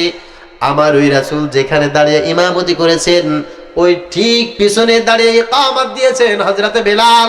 ডান পাশে উমর, বাম পাশে আবু বকর, আবু বকর এক পাশে, উমর এক পাশে, বেলাল আর এক পাশে। এমন জায়গায় দাঁড়িয়ে নামাজ আদায় করেছে উবাই ইবনে খালফ। সামনে মুহাম্মদুর রাসূলুল্লাহ। যেই জায়গাটিতে বসে জিবরিল আমিন সালাম ফেরানোর পর আব্দুল্লাহ ইবনে মাকতুম একজন সাহাবী, আবু যার গিফারি রাদিয়াল্লাহু তাআলা আনহু একজন সাহাবী, তার চেহারা ধরে, তার সূরত ধরে হযরত জিবরাইল আলাইহিস সালাতু ওয়াস সালাম নবীজির সামনে নামাজের মেহরাবের সেই জায়গাটিতে বসতেন, নবীজির সঙ্গে কথা বলতেন। যেই জায়গায় জিবরিল বসতো, নবীর সাথে কথা বলতো, ওই জায়গাটাই বসতো উবাই ইবনে খালফ। ওই জায়গাটিতেই বসতো উমাইয়া ইবনে খালফ। ওই জায়গায় বসতো মুগীরা, ওই জায়গায় বসতো হযরতে বেলাল, ওই জায়গায় বসতো হযরতে উমর, ওই জায়গায় বসতো হযরতে আবু বকর। কিন্তু এদের চাইতে বড় জাহান্নামের সিলমারা কপালওয়ালা মানুষ একজনও নাই। বলে কারণটা কি? বলে কারণটা হচ্ছে তারা নামাজ আদায় করতো, সমাজে নামাজ প্রতিষ্ঠিত হোক এটা তারা চাইতো না। ঠিক কিনা বলে? গরিব কেউ আসলে তাদেরকে দান করতো, সাদকা করতো, যাকাত দিত, কিন্তু যাকাত রাষ্ট্রভাবে পাস হয়ে যাক এটা তারা চাইতো না। এই কারণেই তারা সব চাইতে বড় মুনাফিক, তারা সব চাইতে বড় জাহান্নামী। যখন ইসলামের পক্ষে কথা বলার দরকার হতো উবাই ইবনে খালফ নবীজির পাশে এসে দাঁড়াতেন, ইসলামের পক্ষে কথা বলতে নবীজির পাশে এসে দাঁড়িয়ে থাকতেন। কিন্তু যখন জিহাদের ময়দানে যাওয়ার সময় হতো উবাই ইবনে খালফ পিছন দিয়ে পালিয়ে চলে যেত, পালিয়ে চলে যেত। যে কি বলতো জানেন? যে বলতো মুহাম্মাদের সাথে চলেছি তো আমি দেখেছি, সহজ সরল মানুষ, এই আল্লাহওয়ালা মানুষ, ভুলাভালা মানুষ, একে দিয়া তো কিছু হবে না। এই বিশাল রাষ্ট্র এই লোক চালাইতে পারবে? তার দ্বারা সম্ভব না। খামোকা বাদ দাও দি, ও মসজিদ নিয়ে আসে মসজিদ নিয়ে থাকুক, ও মাদ্রাসা নিয়ে আসে মাদ্রাসা নিয়ে থাকুক, ও ওর উম্মতদেরকে কোরআন তেলাওয়াত করবে, জিকির আজকার করবে, শুনবে। ওই রাষ্ট্র পরিচালনা করা ওর কাজ না। এই কথাটা ছিল উবাই ইবনে খালফের কথা, এই কথাটা ছিল মুগীরার কথা। আব্দুল্লাহ ইবনে সাবা সব চাইতে বড় সিলমারা কাট্টা, যে সমস্ত জাহান্নামী মুনাফিক তাদের কথা ছিল এইটা। আর এই জামানায় আমাদের ভিতরে এমন কিছু মানুষ আছে যে মানুষগুলোর কথার সাথে তাদের কথার 100% মিল। বরঞ্চ এই জামানায় একজন নিয়ে দাঁড়াইলো বাপের মার্কা, আর একজন তার স্বামীর মার্কা, আর একজন তার চাচার মার্কা, এক একজন এক একটা মার্কা নিয়ে দাঁড়াইলো, আর একজন না দাঁড়াইলো একটা মার্কা নিয়ে। প্রিয় ভাইরা আমার, নির্বাচন চলে আসছে, আমি যদি ক্ষমতা আসতে পারি আমার বাবার স্বপ্ন পূরণ করে ছাড়বো। আর একজনে বললো আমি যদি ক্ষমতা আসতে পারি আমার স্বামীর স্বপ্ন আমি পূরণ করব। আর একজনে বললো আমি যদি ক্ষমতা আসতে পারি আমার চাচার সব স্বপ্নগুলো আমি পূরণ করে ছাড়বো। আর একজন বলল আমি যদি ক্ষমতায় আসতে পারি আল্লাহ পাক রব্বুল আলামিনের কালাম এই জমিনে প্রতিষ্ঠিত করে ছাড়বো। আপনারা যারা এখানে সামনে বসে কথা শুনছেন অনেকেই আপনারা বলবেন হুজুরদের দ্বারা এগুলো সম্ভব না। আসলে যে যাই বলুক না কেন হুজুরটা বড় ভালো মানুষ, নরম দিলের মানুষ, সাদা দিলের মানুষ। হুজুরদেরকে যদি সংসদে পাঠায়, হুজুররা যদি মেম্বার হয়, চেয়ারম্যান হয়, হুজুরা যদি উপজেলা চালায়, এইগুলো কিন্তু সুন্দরভাবে তারা চালাইতে পারবে না। এই কাজ কিন্তু তাদের কাজ না। ঠিক কিনা বলেন? বরিশালে যখন নায়েবে আমির সাহেবকে চরমনাইকে আঘাত করা হলো, আপনাদের মতো টুপিওয়ালা অনেক খাস্তা মুনাফিক তাদের জবান দিয়ে আমি নিজে বলতে শুনেছি, তারা বলেছে হুজুর মানুষ নির্বাচনে গেছে কে? হুজুর মানুষ মেয়র হওয়ার স্বপ্ন দেখে কে? নাউজুবিল্লাহ বলেন। এই জামানায় যদি উমাইয়া ইবনে খালফ বেঁচে থাকতো, এই জামানায় যদি উমাইয়া ইবনে খালফ বেঁচে থাকতো, এই জামানায় যদি আব্দুল্লাহ বিন সাবা বেঁচে থাকতো, ও আর ও এক জায়গায় বসে বিড়ি টানতো। কোনো সন্দেহ নাই। সেই জামানায় যারা নবীজি সাল্লাল্লাহু আলাইহি ওয়াসাল্লামকে মুহাব্বত করেছে, সামনাসামনি সালাম দিয়েছে, সামনাসামনি ভালোবেসে মুসাহাবা করেছি, আর পিছনে পিছনে গিয়ে শত্রুতা করেছি। এই জামানায় এমন কিছু মানুষ আছে, তারা আমাদেরকে এখন দাওয়াত করে খাওয়ায়, আমাদের সামনে সুন্দর সুন্দর কথা বলে, আর পিছনে যে বলে হ্যাঁ ইসলামের সাথে রাজনীতির কিন্তু কোনো সম্পর্ক নাই, রাজনীতি আর ইসলাম একভাবে চলে। এরকম কথা বলা লোক আছে না নেই? অথচ নবীজি সাল্লাল্লাহু আলাইহি ওয়াসাল্লামকে আল্লাহ পাক রব্বুল আলামিন প্রেরণ করেছেন এই কারণেই যে সব দুর্বলন হবে, ইসলাম সব জায়গায় বিজয়ী হবে। সুবহানাল্লাহ। আমি মাসআলা ভিত্তিক একটা কথা বলবো। উলামা ইকরাম থাকলে একটু বুঝবেন, ইখতিলাফ করবেন না, একটু বুঝে তারপর। নবীজি সাল্লাল্লাহু আলাইহি ওয়াসাল্লাম একটা আমলের ব্যাপারে আমাদেরকে খুব বেশি তাকিদ দিয়েছেন, সে আমলটা হচ্ছে বিদআত। আমরা অনেকে অনেক ক্ষেত্রে অনেককেই বিদআতি বলে গালিও দেই, ঠিক কিনা? আমাদের কাছে বিদআত কি? মাজার পূজা করা, মাজারে মান্নত করা, নারী পুরুষ এক জায়গায় হয়ে জিকির করা, আগরবাতি জ্বালানো, এগুলো আমরা বিদআত করি না? আরো যা আছে তা আপনার আমার চাইতে ভালো জানেন, ওইটা বলার উদ্দেশ্য না। নবীজি সাল্লাল্লাহু আলাইহি ওয়াসাল্লাম যখন বিদআত শব্দটা বলেছেন, কুল্লু বিদআতিন দালালাহ ওয়া কুল্লু দালালাতিন ফিন্নার, নবীজি সাল্লাল্লাহু আলাইহি ওয়াসাল্লাম যখন বলেছেন সব বিদআত গুলো গোমরাহির পথ, আর সব গোমরাহির পথ হচ্ছে জাহান্নামের পথ, ওয়া কুল্লু দালালাতিন ফিন্নার, সব গোমরাহি জাহান্নামে যাবে, আর সব বিদআত হচ্ছে গোমরাহি। ওই সময় কিন্তু মাজার ছিল না, ছিল? মাজার ছিল না, আগরবাতি ছিল না, মাজার পূজারি ছিল না। আমরা এখন এই জামানায় 2025 সালে বাংলাদেশের যত কাজগুলোকে আমরা বিদআত বলি, মনে করেন অনেকে দাঁড়ায় দাঁড়ায় মিলাদ পড়াকে বিদআত বলে। আমি এটার পক্ষে বিপক্ষে ফতোয়া দিচ্ছি। অনেকে বলে না এই করা বিদআত, ওই করা বিদআত, তা করা বিদআত। এই বিদআত কি সেই সময় ছিল? কিন্তু নবীজি সাল্লাল্লাহু আলাইহি ওয়াসাল্লাম ওই সময় বিদআতের ব্যাপারে আমাদেরকে হুঁশিয়ারি করেছেন। তাহলে ওই সময় নবীজি সাল্লাল্লাহু আলাইহি ওয়াসাল্লাম কোন কাজকে বিদআত বলে উল্লেখ করেছেন? এই হাদিসটির শানে বুরুদ জাস্টিফাই করলে নবীজি সাল্লাল্লাহু আলাইহি ওয়াসাল্লাম যাদেরকে বিদআতি বলেছেন, বিদআতি হচ্ছে তারা যারা কোনো সংগঠন করে, কোনো রাজনৈতিক দল করে, কোনো আদর্শকে অনুসরণ করে, আর সেই আদর্শ, সেই সংগঠন, সেই রাজনীতি ইসলাম প্রতিষ্ঠিত করতে চায় না।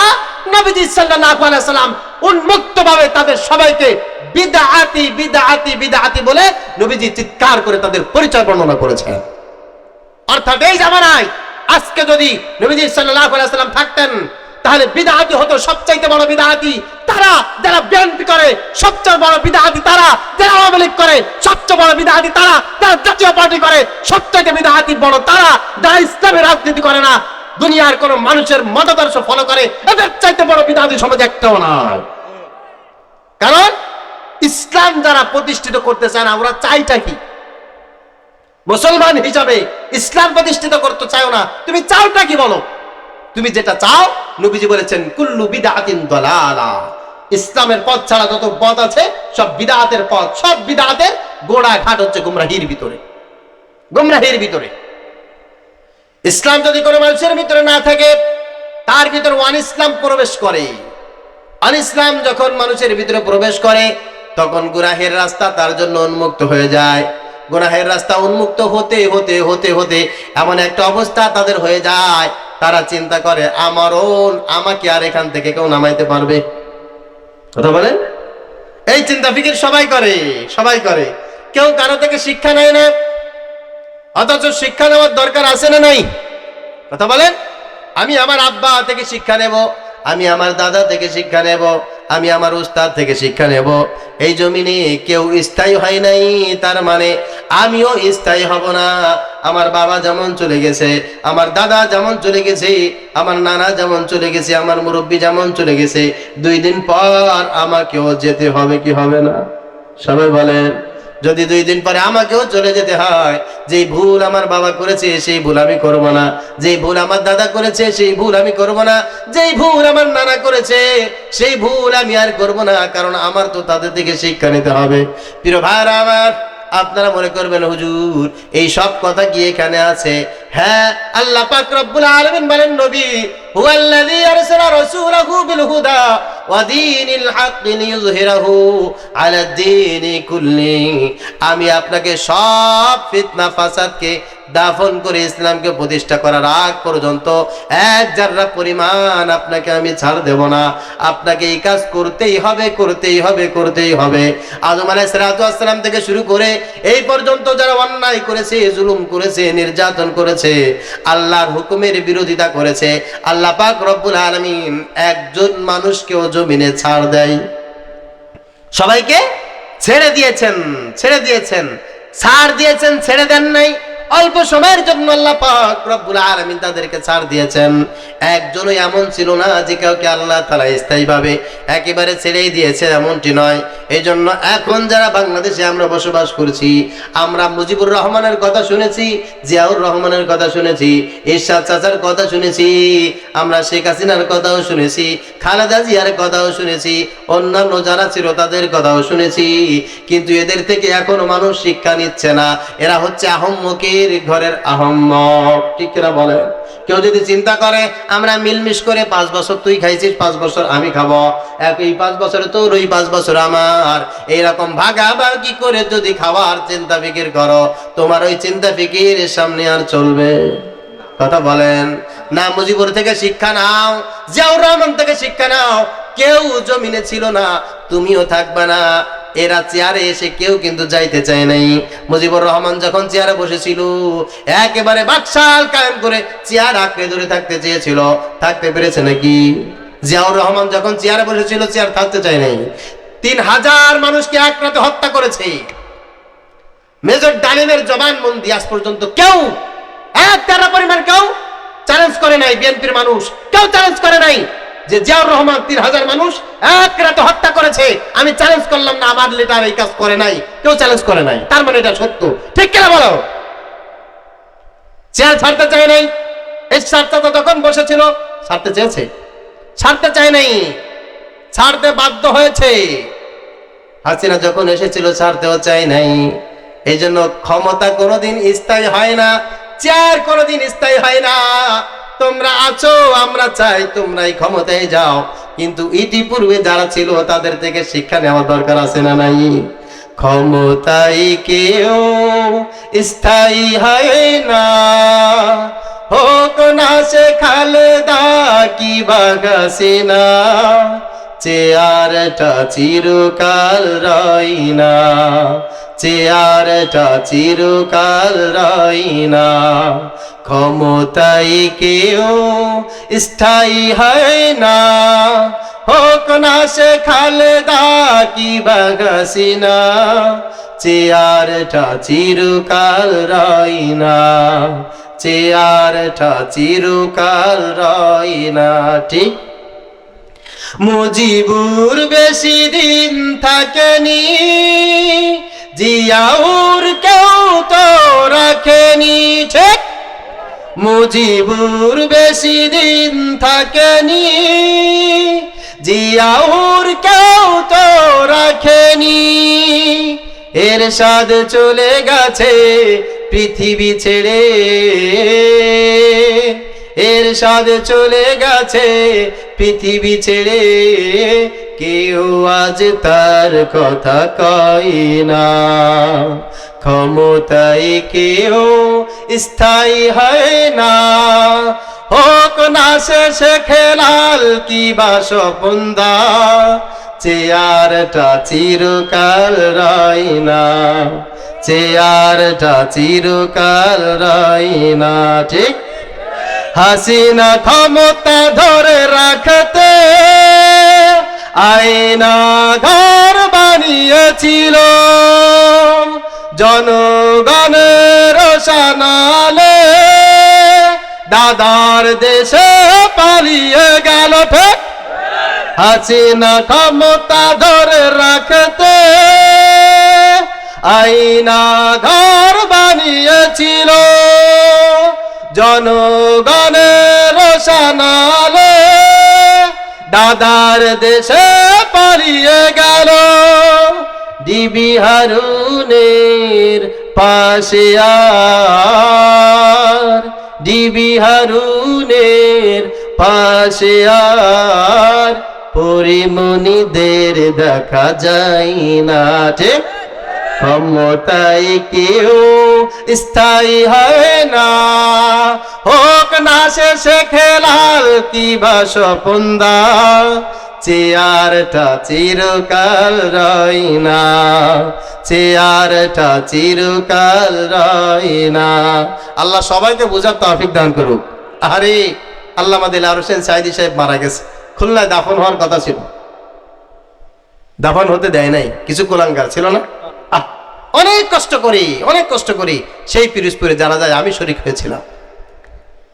তৎকালীন সময়ে সেই নিষিদ্ধ জঙ্গি সংগঠন ছাত্রলীগের সভাপতি সাদ্দাম কি যে বেয়াদবি আচরণ করেছে।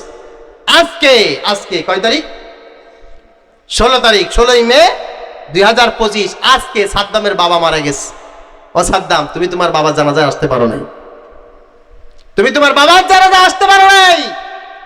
খবরদার, তুমি না মুসলমান, তুমি না ইমানদার, এখনো পর্যন্ত যদি শিক্ষা গ্রহণ না করো অবস্থা খারাপ আছে না নাই? সবাই বলেন। এই জন্য প্রিয় ভাইরা আমার, আল্লাহ পাক রব্বুল আলামিন আমাদেরকে সবাইকে কিয়ামতের ময়দানে ডাকবেন, ডেকে ডেকে বলবি 5টা প্রশ্নের জবাব দিতে হবে। কয়টা বলেন?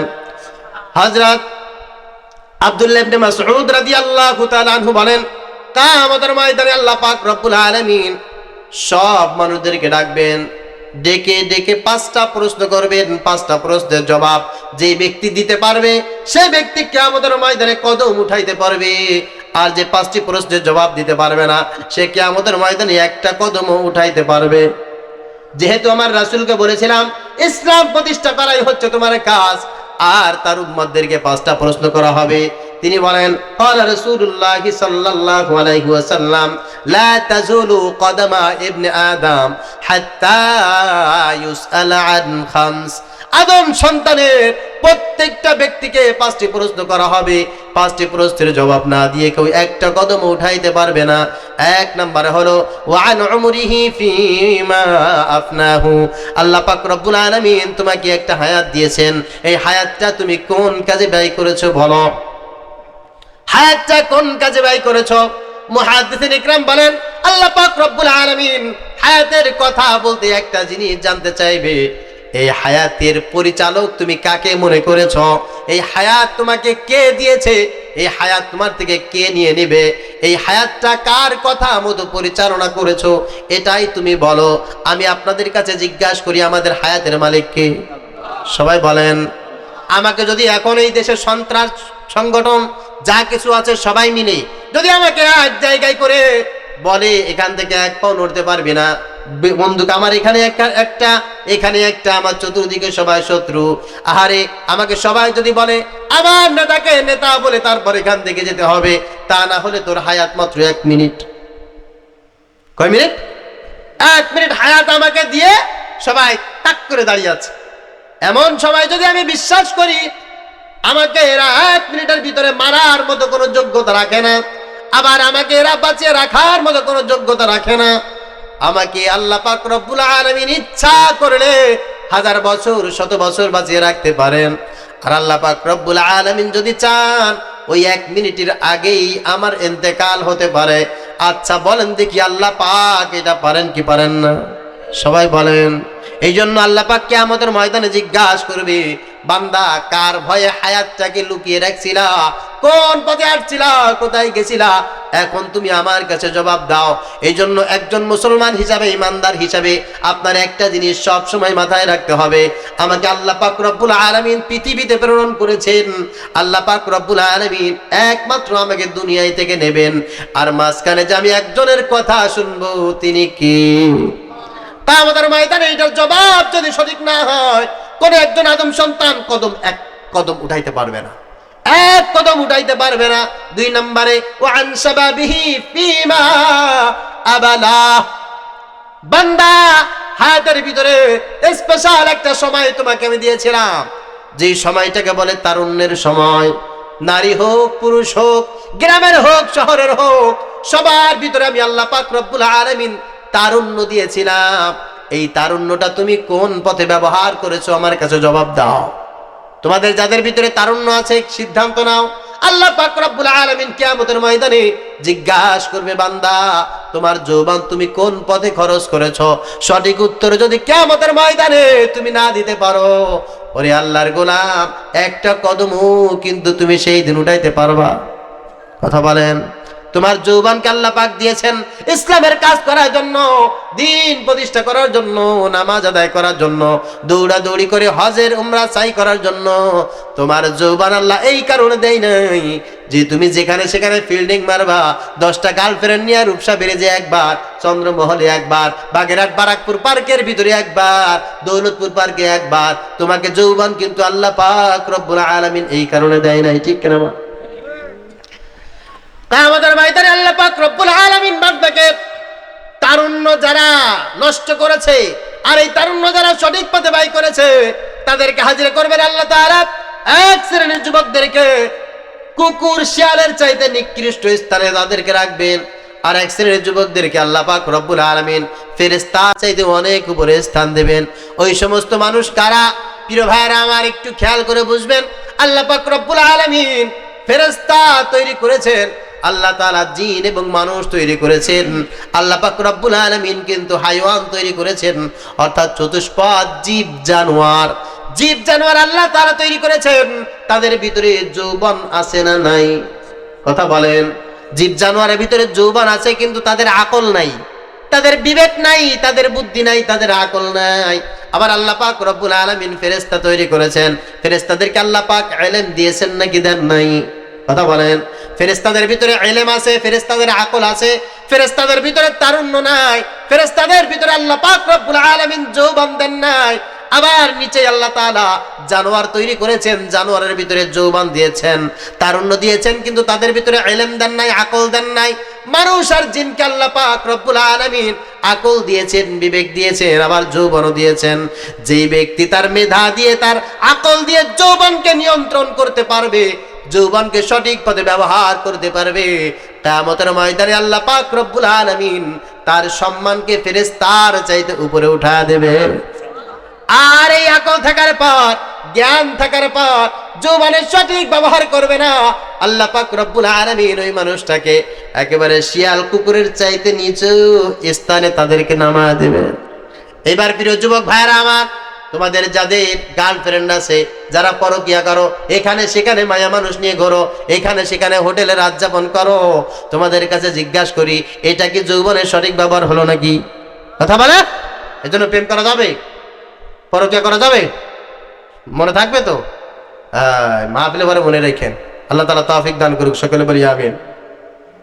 3 নম্বরে ওয়ান মালিহি মিন আইনা ইকতাসাবা। কিয়ামতের ময়দানে আল্লাহ পাক রব্বুল আলামিন জিজ্ঞাসা করবে, বান্দারে দুনিয়ায় তো তুমি পয়সা উপার্জন করেছো, টাকা অর্জন করেছো, কোন পথে তুমি টাকা উপার্জন করেছো আমাকে বলো। যে তাস খেলে টাকা উপার্জন করেছো, ধরা খেয়ে যাবা। জুয়া খেলে টাকা উপার্জন করেছো, ধরা খেয়ে যাবা। যারা চাঁদাবাজি করেছো, ধরা খেয়ে যাবা। সন্ত্রাসীবাদ যারা করেছো, ধরা খেয়ে যাবা। চুরি করা, ছিনতাই করা, ডাকাতি করা, সুদ খাওয়া, ঘুষ খাওয়া, অন্যায় ভাবে গুনাহের পথ, টাকা ইনকামের যত পথ আছে, আল্লাহ পাক রব্বুল আলামিন জানতে চাইবে, বান্দা বলো কোন পথে উপার্জন করেছো, কোন পথে উপার্জন করেছো আমাকে বলো। এই জন্য আমাদের সমাজে দেখবেন অনেক মানুষ আছে সব কিছু করতে পারে, কিন্তু হালাল পথে ইনকাম করতে পারে। কথা বলেন। এই জন্য খুব সাবধানে মানুষের সাথে সম্পর্ক করবেন, খুব সাবধানে, খুব সাবধানে। আপনি যদি 3 দিন না খেয়ে থাকেন, আপনি মারা যাবেন। 3 দিন, 4 দিন, 5 দিন, 1 সপ্তাহ না খেয়ে মানুষ মারা যায় না। শুধু পানি যদি পান করে মানুষ 1 মাস 2 মাস বেঁচে থাকা সম্ভব। শুধুমাত্র ক্ষুধা লাগবে, একটু অসুস্থ লাগবে, ক্লান্ত লাগবে, আর কিছু না। কিন্তু পচা পান্তা বাসি যদি আবার যাবা খাবার খাওয়া হয়, সকালে যদি একবার খাইলো, সন্ধ্যার ভিতরে 100 বার ডায়রিয়া শেষ, সন্ধ্যা হইতে হইতে কলেরা, পরের দিন ফজরের পরে জানাজা, ঠিক কিনা বলেন? পচা খাবার খাইলে 24 ঘন্টা মানুষ টেকে না, কলেরা হয়ে একেবারে ডায়রিয়া হয়ে শেষ। কোন খাবার যদি মানুষ না খায় 1 মাস 2 মাস বেঁচে থাকে। সুদের খাবার, অন্যায় করে খাবার, হারাম পথে ইনকাম করা, রোজগার করা খাবার হচ্ছে এই পচা পান্তা বাসি খাবারের মতো। যা খাইলে মানুষের কলেরা হয়, যা খাইলে ডায়রিয়া হয়, যেই খাবার খাইলে মানুষ বেশি সময় লাস্টিং করে না। আর হালাল পথে উপার্জন করে খাওয়া হচ্ছে সামান্যতম খাবার খাওয়া, তবে ভালো খাবার খাওয়া। চিড়া খাবেন, মুড়ি খাবেন, পানি পান্তা যা খাবেন না কেন, এইগুলো শরীরের জন্য বড় উপকারী। যদিও আপনি মোটা তাজা হয়ে বিশাল বড় দেহের কায়ের হতে পারবেন না, কিন্তু সুস্থ অবস্থায় আপনি জীবন যাপন করতে পারবেন। তাই আমাদের ময়দানে আল্লাহ পাক রব্বুল আলামিন জিজ্ঞাসা করবে, বান্দারে আমার কাছে বল, মিন আইনা ইকতাসাবা, কোন পথে সম্পদ উপার্জন করেছো তুমি আমার কাছে বলো। আল্লাহর কাছে এটা বলা লাগবে কি লাগবে না? এখন যারা চাঁদাবাজি করতেছে আল্লাহর কাছে কি বলবে বলেন? যারা সুদ খাইতেছে তারা কি বলবে? ঘুষ খাইতেছে যারা, তারা কি বলবে? এদের বলার কোনো কিছু থাকবে না, এরা সব জাহান্নামী। নাউজুবিল্লাহ পড়েন। 4 নম্বরে আফিমা আনফাকাহু, হ্যাঁ সম্পদ উপার্জন করেছো ভালো পথে, মাশাআল্লাহ, ঠিক আছে। এবার বলো কোন কোন রাস্তায় তুমি খরচ করেছো, এটা আমার কাছে তুমি জবাব দাও। এখন যদি কোনো মানুষ জায়নামাজ বিক্রি করে টাকা পয়সা ইনকাম করে, তসবিহ বিক্রি করে টাকা পয়সা ইনকাম করে, আহারে মসজিদে ইমামতি করে টাকা পয়সা ইনকাম করে, আর সেই টাকা দিয়ে যদি গাঁজা কিনে খায়, সেই টাকা দিয়ে যদি ফেন্সি কিনে খায়, সেই টাকা দিয়ে যদি ইয়াবা কিনে খায়, তাহলে কি হালাল হবে নাকি? হ্যাঁ, না। এই জন্য হালাল পথে যেমন ইনকাম করতে হবে, হালাল পথে তেমন খরচ করতে হবে। অনেক মানুষ ইনকাম বড় হালাল, কিন্তু খরচের রাস্তা কিন্তু বড় খারাপ, আছে না নাই? প্রিয় ভাইরা আমার, এই জন্য মানুষের কিছু গোপন রোগ আল্লাহ পাক রব্বুল আলামিন দেন। কি রোগ বলেন? সবাই বলেন। সব রোগ দেখা যায় না, সব রোগ দেখানো যায় না, সব রোগের ট্রিটমেন্ট সমানভাবে হয় না। যারা হারাম খায় আর যারা মানুষের অভিশাপ কুড়ায়, এই মানুষগুলোকে আল্লাহ পাক রব্বুল আলামিন গোপন রোগে শেষ করে দেয়। তার মানে এদের দুনিয়াটা একেবারে অঙ্গার হয়ে যায়। কিয়ামতের ময়দানে আল্লাহ পাক রব্বুল আলামিন এই সমস্ত মানুষদের ব্যাপারে বলেন, ইয়াউমা তুবলাস সারাইরু ফামা লাহু মিন কুওয়াতি ওয়ালা নাসির। দুনিয়ায় কিছু মানুষ আছে যারা গোপনে গোপনে খারাপ কাজ করে। যেমন ধরেন, একজন মানুষ নাপাক, গোসল ফরজ হয়েছে, কিন্তু তার উপরে জমিন দিয়ে হাঁটা চলা করে। আরে ওই ব্যক্তি যে নাপাক, চেহারায় লেখা থাকে না, কিন্তু নাপাক অবস্থায় জমিনে হাঁটে। এক ব্যক্তি নামাজ আদায় করে নাই, চেহারায় লেখা থাকে না, তারপরেও জমিনের উপর দিয়ে হাঁটা চলাফেরা করে। এক ব্যক্তির উপরে যাকাত ফরজ হয়েছে, কিন্তু যাকাত দেয় না, সমাজের সব মানুষের ভিতরে চলাফেরা করে। ঠিক তদ্রূপ এক ব্যক্তি হারাম খায়, এক ব্যক্তি হারাম কাজ করে, তার চেহারায় লেখা থাকে না, সবাইকে লুকিয়ে লুকিয়ে হারাম কাজগুলো করে। ওই মানুষগুলোকে আল্লাহ পাক রব্বুল আলামিন গোপন গোপন এমন কিছু রোগ এই জমিনের ভিতরে দেয়, দুনিয়াটা তাদের জন্য জাহান্নাম হয়ে যায়। কি হয়ে যায় বলেন? জাহান্নাম হয়ে যায়। কিডনি পচে যায়, লিভার পচে যায়, শরীরের বড় বড় অঙ্গ নষ্ট হয়ে যায়, এমন এমন জায়গায় সমস্যা হয়ে যায় যে সমস্যাগুলো কাউকে দেখাইতে পারে না, বলতেও পারে না। যে ব্যক্তি জানে আমার কিডনি নষ্ট হয়ে গেছে, যে ব্যক্তি জানে আমার রক্ত পচে গেছে, যে ব্যক্তি জানে আমার হার্ট নষ্ট হয়ে গেছে, আচ্ছা বলেন দেখি ওই ব্যক্তির জন্য দুনিয়ার কোনো শান্তি কি আর আছে নাকি? না। এই জন্য এই কাজগুলো বেশিরভাগ সময় যারা হারাম কাজের সাথে সম্পৃক্ত থাকে আল্লাহ পাক তাদেরকে দান করেন। 2 নম্বরে, যারা মানুষের অভিশাপ কুড়ায় তাদেরকে আল্লাহ পাক রব্বুল আলামিন এমন গোপন গোপন রোগ দিয়ে ধ্বংস করে দেয়। নাউজুবিল্লাহ পড়েন। বিশেষ করে নবীজি সাল্লাল্লাহু আলাইহি ওয়াসাল্লাম বলেন, যারা যৌবন বয়সে মাকে কষ্ট দেয়, যৌবন বয়সে যারা বাবাকে কষ্ট দেয়, এই মানুষগুলোর আয় ইনকামে কোনো বরকত থাকে না। এই মানুষের শরীরের প্রশান্তি আল্লাহ উঠিয়ে নেন। এই মানুষটা অল্প বয়সে দুনিয়া থেকে বিদায় নিয়ে চলে যায়। কারণটা হচ্ছে এটা মা বাবার সাথে বেয়াদবি করার কুফা। এজন্য অনেক মানুষ আছে দেখবেন গোপন গোপন রোগ। এই মানুষগুলো যদি মা বেঁচে থাকে, বাবা বেঁচে থাকে, মায়ের পা ধরে মাপ চাইবা, ওগো মা আমার এমন একটা রোগ হয়েছে, কাউকে দেখাইতেও পারি না, বলতেও পারি না, মা তোমার সাথে মনে হয় বেয়াদবি করেছি, ওগো বাবা তোমার সাথে মনে হয় বেয়াদবি করেছি, তুমি মাফ করে দাও বাবা, তুমি ক্ষমা করে দাও, তুমি যদি মাফ না করো আল্লাহ মনে হয় আমাকে মাফ করবে না। এই রোগগুলোর জন্য যদি মাফ চাইতে হয়, দুনিয়ার মায়ের কাছে মাফ চাও, বাবার কাছে মাফ চাও, আর যদি কারোর হক নষ্ট করে থাকো তার কাছে গিয়ে ক্ষমা চাও, তার কাছে গিয়ে বলো, তা না হলে দুনিয়ার সব শান্তি আল্লাহ তোমার জন্য উঠিয়ে নেবে। এই জন্য কিছু মানুষ আছে খারাপ পথে ব্যয় করে, খারাপ পথে ব্যয় করে না, খারাপ পথে ব্যয় করা যাবে? মনে থাকবে? আল্লাহ আমার সব ভাইকে মনে রাখার তৌফিক দান করো। সকাল বলি আমিন। 5 নম্বরে প্রশ্ন হচ্ছে ওমা আলিমা ফিমা আমিলা, কি পরিমাণ ইলম অর্জন করেছো আর কি পরিমাণ আমল করেছো। ইলম অর্জন করাও ফরজ, ইলম অনুযায়ী আমল করাও কিন্তু, সবাই বলেন, নামাজের ইলম অর্জন করা ফরজ আর নামাজ আদায় করাও কিন্তু ফরজ। এজন্য কিছু সংখ্যক মানুষ দেখেন ব্যাককলের মতো বলে, হুজুর আমরা জানি না, আমরা তো বাইসে যাব, আপনারা জানেন, আপনারা এত কিছু করেন, আপনারা আগে ধরা খাবেন, নাউজুবিল্লাহ পড়ে। তা আমাদের পরিধানের প্রশ্ন হবে দুইটা, ওমা আলিমা, কি পরিমাণ ইলম অর্জন করেছো, আগে বলো, বলো কি পরিমাণ ইলম অর্জন করেছো। আল্লাহ আমি এই পড়েছি, ওই পড়েছি, তা পড়েছি, যতটুকু যা পারেছি পড়েছি। আল্লাহ পাক রব্বুল আলামিন বলবে, হ্যাঁ যতটুকু ইলম অর্জন করেছো চলে, এবার বলো কি পরিমাণ আমল করেছো। আল্লাহ আমল আমি এই পর্যন্ত করেছি। আল্লাহ বলে ইলম অর্জন যা কিছু করেছো 100-র ভিতরে তোমাকে 33 দিয়ে দিলাম, কিন্তু আমল যা করেছো 33 তো তুমি পাও না, তুমি তো 10 পেয়ে গেছো, আসো 2টা কসম খেয়ে যাও। কিন্তু ইলম অর্জন করেছি। প্রথম যদি কেউ বলে আল্লাহ আমি মাদ্রাসায় পড়ি নাই, আমার কোনো ইলম কালাম কিছু নাই, আল্লাহ বলবে দ্বিতীয় প্রশ্ন করার আর কোনো সুযোগ নাই, প্রথম থেকে ওরা সোজা মাইরা সাইজ বানায় ফেলা। এই জন্য খবরদার, কিয়ামতের ময়দানে প্রশ্ন করবে আল্লাহ পাক রব্বুল আলামিন নিজে, কি পরিমাণ ইলম অর্জন করেছো আর কি পরিমাণ আমল করেছো। আল্লাহ পাক রব্বুল আলামিন এই প্রশ্ন তার উপরে করবে, আর এই প্রশ্নগুলোর জবাব সঠিকভাবে ওই ব্যক্তিই দিতে পারবে। নবীজি সাল্লাল্লাহু আলাইহি ওয়াসাল্লামের মিশনকে আর ভিশনকে, আদর্শকে আর অনুকরণকে যেই ব্যক্তি তার জীবনের সব বিষয়গুলোকে অ্যাকসেপ্ট করে মেনে নিয়েছে, কেবলমাত্র শুধুমাত্র একমাত্র ওই মানুষগুলো আল্লাহ পাক রব্বুল আলামিনের কাছে 5টি প্রশ্নের জবাব দিতে পারবে। এই ছাড়া আর কেউ 5টি প্রশ্নের জবাব দিয়ে তা আমাদের ময়দানে কদম উঠাইতে পারবে।